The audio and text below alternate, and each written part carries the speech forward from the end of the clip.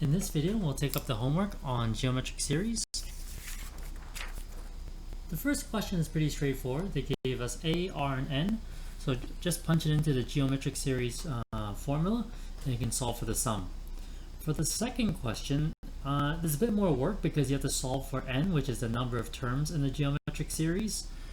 For 2a, b, and d, you could use logarithms to help you solve for the number of terms, but 2c you can't because the base is negative. I didn't write down the logarithm method, but it's up to you and how you want to do it. Question 3 is exactly the same as the one in the handout, so I'm not going to bother. Question 4 is interesting.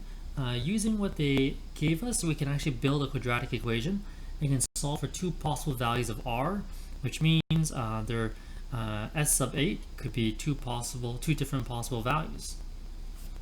Let's see. For question 5,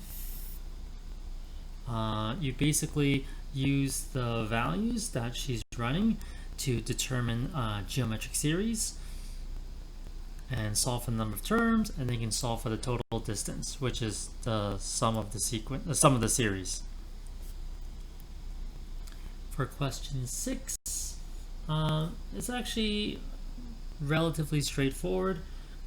You have A, you have R, you have N, so yeah, surprisingly she gets paid $327.67, even though you start off with 1 cent, but that's just the power of exponential growth that we learned earlier. For question 7, your common ratio is 0.4. Aside from that, there's nothing interesting about the question. So total payout is $659,840. Okay, the last one, it's a very, very large number because, once again, it's growing exponentially, and there's 64 terms, so the last term of the series is astronomical. Anyways, you can punch it into the geometric series formula, and I got 0.06 because it was 6 grams, 16 milligrams. So each 1 grain of wheat is 60 milligrams, which means it's 0.06 kilograms, because that's what they want the answer to be in kilograms.